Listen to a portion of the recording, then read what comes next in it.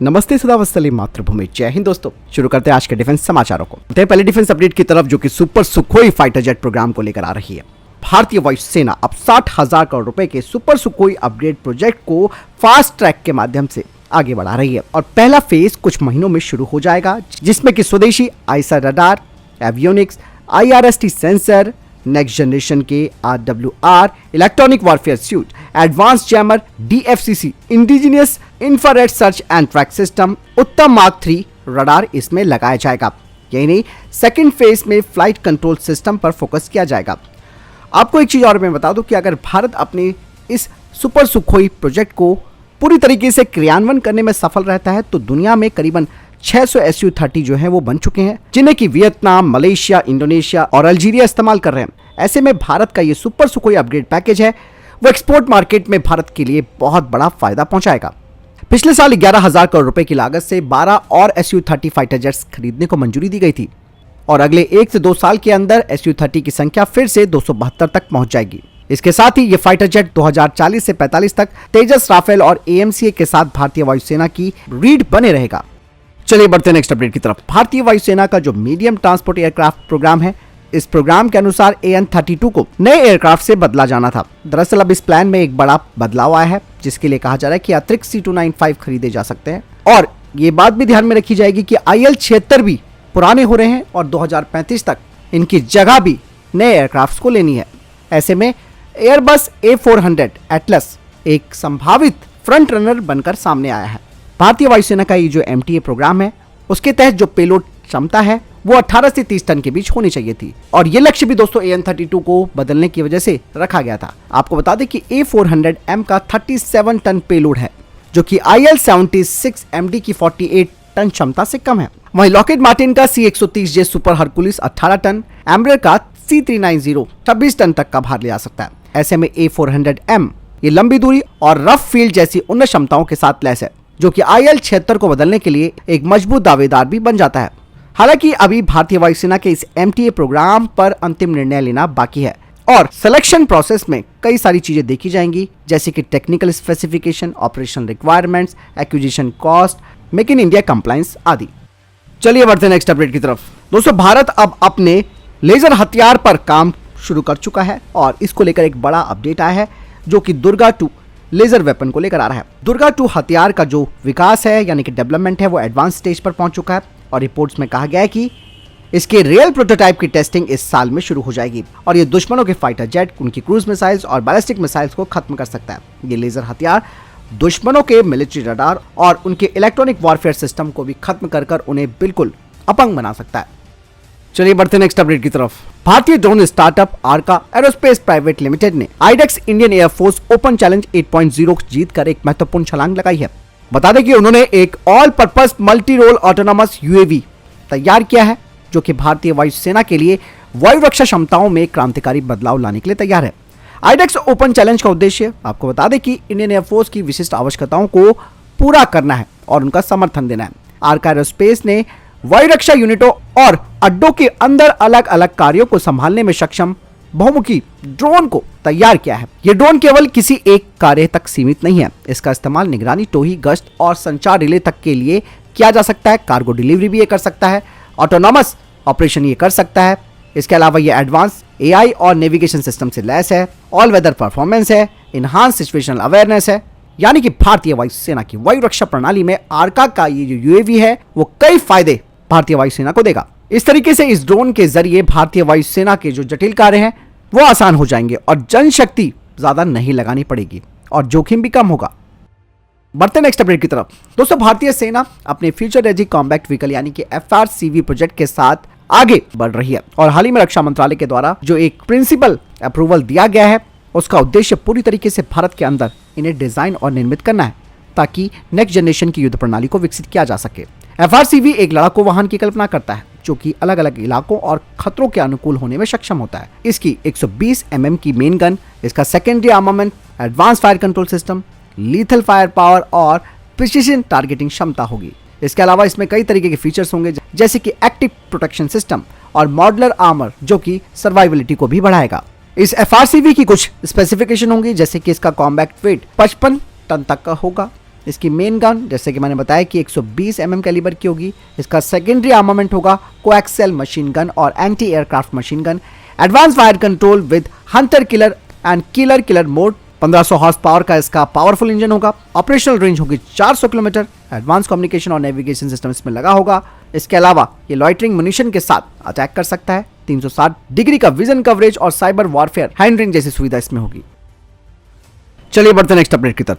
भारत के द्वारा आयोजित द्विवार्षिक बहुराष्ट्रीय नौसैनिक अभ्यास मिलन 2024 में पानी के भीतर खोज और बचाव क्षमता पर ध्यान केंद्रित करता हुआ देखा गया है।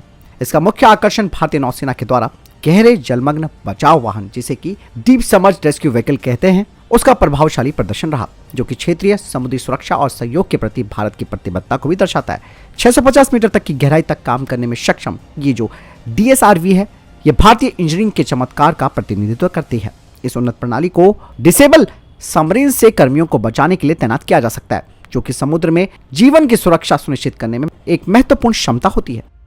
भारत का advance weapons and equipment India limited ने भारतीय सेना के टोड गन सिस्टम प्रोग्राम के लिए अपना आत्मविश्वास प्रदर्शित किया है और दावा किया है कि उनकी उन्नत धनुष 155 mm बटे 52 कैलिबर टोड हाविजर सभी जरूरतों को पार करने और बेहतर क्षमताओं के साथ है। एविल के अधिकारियों ने कहा कि गन ने प्रूफ फायरिंग और जो इंटरनल ट्रायल्स है उन्हें पूरा कर लिया है। अब ये यूजर ट्रायल्स के लिए तैयार है। अधिकारियों की तरफ से कहा जा रहा है कि प्रति यूनिट लागत पर हम कोई बात नहीं करेंगे, लेकिन ये काफी कम होगी क्योंकि शुरुआती ऑर्डर 400 यूनिटों के लिए है। बढ़ते नेक्स्ट अपडेट की तरफ। पाकिस्तान चुपचाप से अपनी ताकत बढ़ा रहा है और आपको बता दें कि उसने अब साप के अवाक्स को शामिल कर लिया है और इस मामले में पाकिस्तान भारत से आगे निकल चुका है। आपको बता दें कि पाकिस्तानी वायुसेना ने Saab 2000 Erieye airborne early warning and control विमानों को शामिल किया है। पाकिस्तान की वायुसेना के पास इस वक्त अवाक्स की संख्या 9 हो गई है।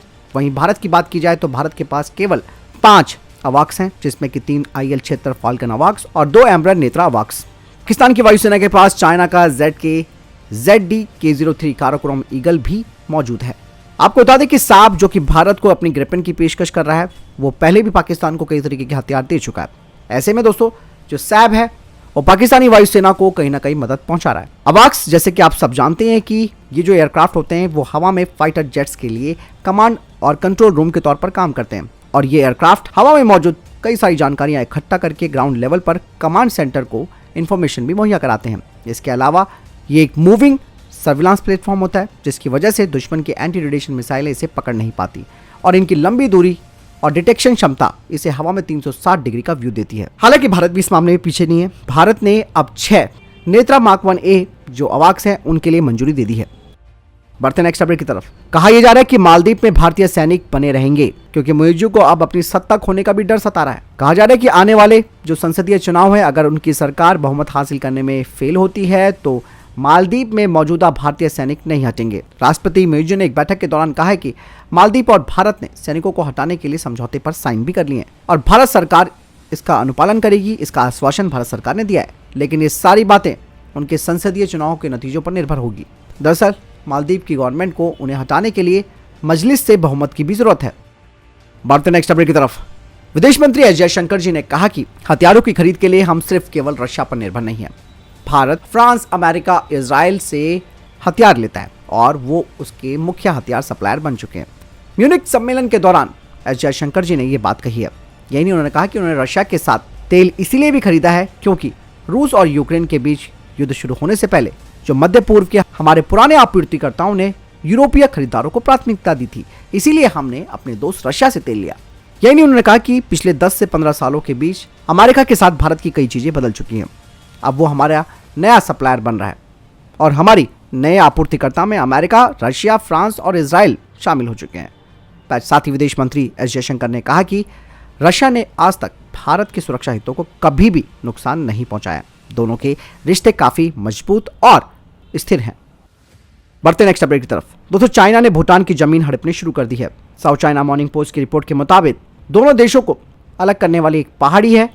उस क्षेत्र में चाइना ने कम से कम 3 से 4 गांव बना लिए हैं और ये जो जगह है जहां पर इनके गांव बने हैं वो चाइना और भूटान के बीच विवाद की एक बड़ी वजह रहे हैं। चाइना भारत और भूटान दोनों की सीमाओं पर अच्छी तरीके से गांव बना रहा है। आपने देखा होगा कि अरुणाचल प्रदेश में उसने कई तरीके के गांव LAC पर तैयार कर रखे हैं। इस बात की जानकारी मैक्सार टेक्नोलॉजी की ओर से सैटेलाइट इमेजों के द्वारा दी गई है। यहां पर 147 नए घर तैयार किए गए हैं।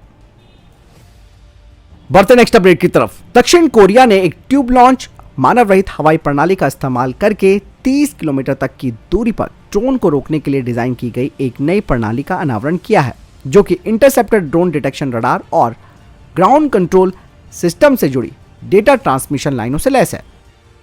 बढ़ते नेक्स्ट अपडेट की तरफ। तेजस मार्क 1 फाइटर जेट में कई तरीके के अपग्रेड किए गए हैं, जिसमें कि इसके विंग टिप पाइलॉन पर डुअल मिसाइल लॉन्चिंग सुविधा होगी, यानी कि ये 2 ASRAM हर पाइलॉन पर ले जा सकता है, यानी कि टोटल 4 क्लोज कॉम्बैट किल मिसाइलें ये अपने साथ ले जा पाएगा। इसके अलावा Eicher radar, self protection jammer, अस्त्रा MK1 BVR और 100 के साथ तेजस मार्क 1 काफी घातक होने वाला है। इसके अलावा दोस्तों, तेजस मार्क 1 प्रोग्राम के लिए जो LSP-7 प्रोटोटाइप है, उसने digital fly by wire flight control computer integration के साथ उड़ान भरी, जिसे कि AD बैंगलोर के द्वारा स्वदेशी रूप से विकसित किया गया है। और ये जो DFCC है वो एक enhance computational throughput and safety feature का वादा करती है। चलिए बढ़ते नेक्स्ट अपडेट की तरफ। जहां चाइना दुनियादारी को चूना लगा रहा है, तो वहीं दूसरी तरफ वो अपने लिए बेहद खास टेक्नोलॉजी विकसित कर रहा है। ऐसे में चाइना ने एक ऐसा डिवाइस तैयार कर लिया है जिससे कि उसके फाइटर जेट अब दुश्मन के रडार पर पूरी तरीके से अदृश्य हो जाएंगे, यानी कि दुश्मन को यह भी नहीं पता चल पाएगा कि किस तरीके का विमान आ रहा है। चाइना ने ऐसे ही कंफ्यूज करने वाली एक तैयारी शुरू कर दी है, और ये टेक्नोलॉजी दोस्तों अमेरिका की टेक्नोलॉजी से भी काफी आगे है। जिस डिवाइस को चाइना ने तैयार किया है उसका नाम है प्लाज्मा स्टेल्थ डिवाइस, और ये जो उपकरण है वो पूरे विमान को नहीं बल्कि कुछ खास जो यंत्र हैं उन्हें छिपा देगा, जिससे कि जो रडार है वो इस एयरक्राफ्ट को पहचान नहीं पाएंगे। चाइना के इस नए प्लाज्मा स्टेल्थ डिवाइस से पूरा का पूरा जो एयरक्राफ्ट है वो दुश्मन के रडार से गायब हो जाएगा। इसरो की तरफ से कहा गया है कि मंगल ग्रह लैंडर मिशन, जिसमें एक लैंडर और एक हेलीकॉप्टर शामिल होगा, वो अगले 6 से 8 वर्षों के अंदर पूरा हो जाएगा। मतलब साफ है कि इसरो संभवतः 2031 मंगल विंडो को लक्षित करा है। हमास ने इजरायली हर्मिस 900 UAV को अपने मैन पैड से निशाना बनाने की कोशिश करी, लेकिन वो फेल हो गया। TMC लीडर ममता बनर्जी ने नई मिसाइल टेस्ट लॉन्च फैसिलिटी जो कि पश्चिम बंगाल में खोली जाएगी उसका विरोध करना शुरू कर दिया, और कहा है कि ये टूरिज्म और लोकल जो फिशर्स हैं उनको प्रभावित करेगा। अडानी डिफेंस अब 2 किलोवाट का लेजर वेपन तैयार कर रही है। तो फिलहाल ये थे अभी तक के टॉप डिफेंस अपडेट्स। वीडियो के संबंध में कोई प्रश्न जवाब आपको कोई सवाल है कमेंट सेक्शन में लिखकर जरूर पूछ सकते हैं। मैं दोनों वीडियो के साथ चैनल जरूर सब्सक्राइब कीजिएगा। जय हिंद, वंदे मातरम।